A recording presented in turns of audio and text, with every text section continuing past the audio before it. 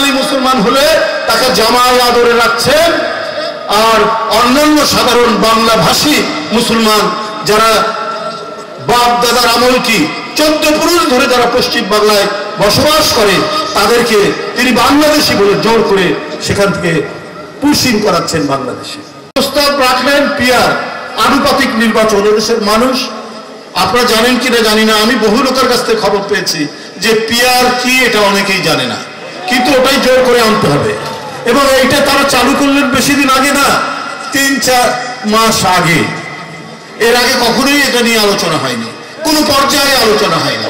বুদ্ধিজীবীরা, সুশীল সমাজ তারাও কথা বলেনি।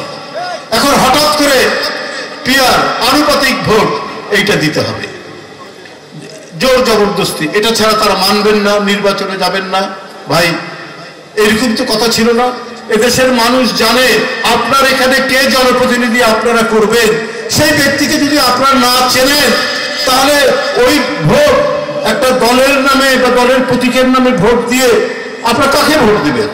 আপনারা সেই ব্যক্তিকে ভোট দিবেন যে আপনার সুখে দুঃখে আনন্দ বেদনায় আপনার কাছাকাছি, আপনার পাশাপাশি যারা থেকেছে, আপনারা তাকেই তো ভোট দিবেন। কিন্তু পিয়ার পদ্ধতিতে সেটা নয়, হয় কোনো দলকে দিতে হবে, তাহলে দলের নামে প্রতীককে, তারপরে কেন্দ্র থেকে বাছাই করে দেবে। তো এইটা তো মানুষ পরিচিত নয় এই ধারণার সাথে, কিন্তু দু একটি রাজনৈতিক দল এটা নিয়ে একেবারে মানে মামার বাড়ির আবদার শুরু করে দিয়েছে। আমার কথা হলো যে আলোচনা করুন, মানুষ জানুক। কিন্তু এদেশের মানুষ 16 বছর আপনার অবাধ সুষ্ঠু নির্বাচন করতে পারেনি, ভোটাররা ভোট কেন্দ্রে যেতে পারেনি, ভোট কেন্দ্রে বিচরণ করেছে চতুষ্পদ জানোয়ার, গরু বাছুর ছাগল কুকুর ছাড়া আর কেউ যায়নি। আরে আজকের যারা নতুন প্রজন্ম, যাদের 30 বছর বয়স, তারা ভোট কি জিনিস তারা দেখেনি। তাহলে তো আগে আমরা যে পদ্ধতিতে করে এসেছি সে পদ্ধতিতেই মানুষ অভ্যস্ত, সেটাই চালু হোক। আর ওটা এতই আপনার অবধারিত হয়ে গেল, তারা পার্শ্ববর্তী দেশ ভারত, সর্বোচ্চ গণতান্ত্রিক বড় দেশ আমেরিকা, ইংল্যান্ড, যেখানে 800 বছরের গণতন্ত্র, তাদের ওখানে তো পিয়ার পদ্ধতি চালু হয়নি, তারা তো পিয়ার পদ্ধতি অবলম্বন করেনি। আপনারা কেন এই যেদের মধ্যে আপনারা আছেন তারা এই আন্দোলনের মাধ্যমে কিছু অর্জন করেছে। সেই অর্জনটা কি? 16টা বিশ্ববিদ্যালয় তারা দখলে নিয়েছেন তাদের ভাইস চ্যান্সেলর, এবং শোনা যায় যে সচিবালয় বিভিন্ন প্রশাসনে তাদের লোকজনকে বসিয়েছেন। এবং এই কারণে এই অর্জন যাতে হাতছাড়া না হয়, যদি বিএনপি জিতে যায় তাহলে তো আমাদের এই লোকগুলো যেভাবে সেট আপ করেছি সেটা তো থাকবে না। আরে এই ভয় থেকেই কি তারা এখন এই পর্যায়ে এসছেন?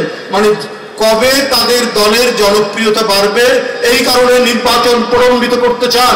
তাহলে হাসিনার সাথে যারা এই কথা বলছেন পার্থক্য কি ছিল? হাসিনা নির্বাচন দিতে চায়নি কারণ তিনি গণবিরোধী হয়েছে, তিনি নির্বাচন ধ্বংস করেছে, তিনি বহুদলীয় গণতন্ত্রকে কবরস্থানে পাঠিয়েছে, তিনি স্বাধীন আদালতকে ধ্বংস করেছে, তিনি তার প্রধানমন্ত্রীর দপ্তর থেকে যা বলতো আদালত সেইটাই তার রায় ঘোষণা করত। সেই বিভীষিকাময় অন্ধকার আবার যেন পুনরাবৃত্তি না হয় সেইটা আমাদেরকে দেখতে হবে। দিয়ে নির্বাচনে যাবেন কি যাবেন না এটা যদি বলতে চান, তাহলে তো আমরা যে অর্জন করেছি সবাই মিলে, যে আমরা একটা অবাধ সুষ্ঠু নির্বাচন, একটি গণতান্ত্রিক পরিবেশ, আমরা স্বাধীন বিচার ব্যবস্থা, আইনের শাসন এবং মুক্ত কণ্ঠে কথা বলার যে অধিকার, সেই অধিকার নিশ্চিত করার যে চিরায়ত গণতন্ত্র, যে প্রকৃত গণতন্ত্র, সেইটা প্রতিষ্ঠার জন্যই তো আমাদের এই লড়াই। সেটা তো হবে না এইভাবে যদি টানা হেঁচড়া করতে থাকেন, তাহলে তো অবশ্যই চরমপন্থা উগ্রবাদের আপনার জন্ম নেবে। আর আরেকজন তো বসে আছেন পার্শ্ববর্তী দেশে।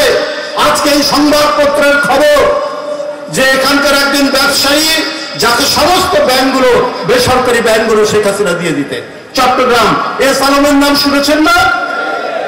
সেই এস আলম তাকে ২৫০০ কোটি টাকা দিয়েছেন এবং আরো ২০০০ কোটি টাকা তিনি দেওয়ার প্রতিশ্রুতি দিয়েছেন। আমার কথা নয়, আজকে খবরের কাগজ খুলে দেখুন। তাহলে এই যে এত টাকা, এই টাকা উনি কি করবেন?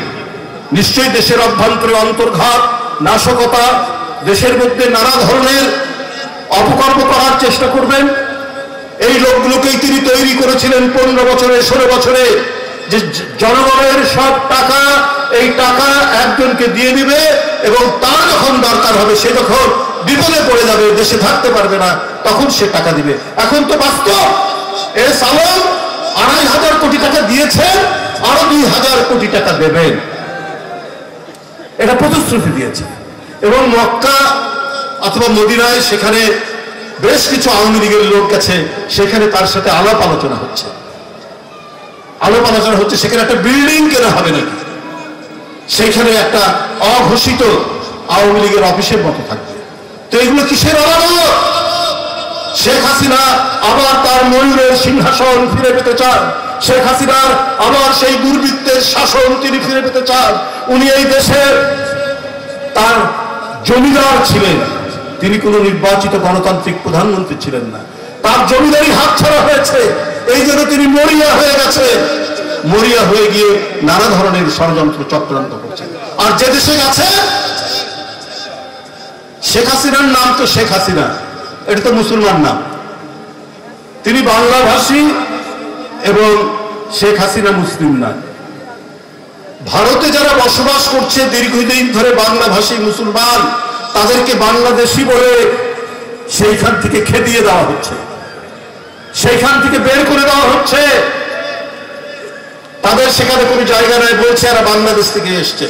এবং ভারতের একজন প্রখ্যাত অর্থনীতিবিদ, আন্তর্জাতিক সম্মান যিনি নিয়ে এসছেন, অমর্ত্য সেন, তিনিও বলছেন যে আমাকে যে কোনো দিন বাংলাদেশি বলে ওই দিল্লির সরকার বাংলাদেশে পাঠিয়ে দিতে পারে। এই পরিস্থিতি সেখানে। বাংলাদেশি একজন ছেলে, সে কলকাতা বিশ্ববিদ্যালয়ে পড়ে, এই 2-3 দিন আগে তাকে দোকানদাররা পিটিয়েছে।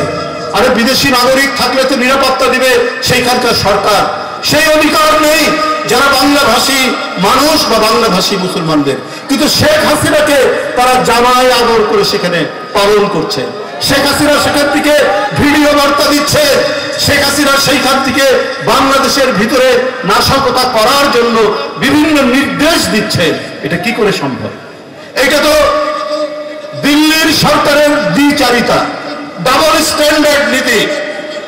শেখ হাসিনা বাঙালি মুসলমান হলে তাকে জামায় আদরে রাখছেন, আর অন্যান্য সাধারণ বাংলাভাষী মুসলমান যারা বাপ দাদার আমল কি 14 পুরুষ ধরে যারা পশ্চিম বাংলায় বসবাস করে, তাদেরকে তিনি বাংলাদেশি বলে জোর করে সেখান থেকে পুশিং করাচ্ছেন বাংলাদেশে।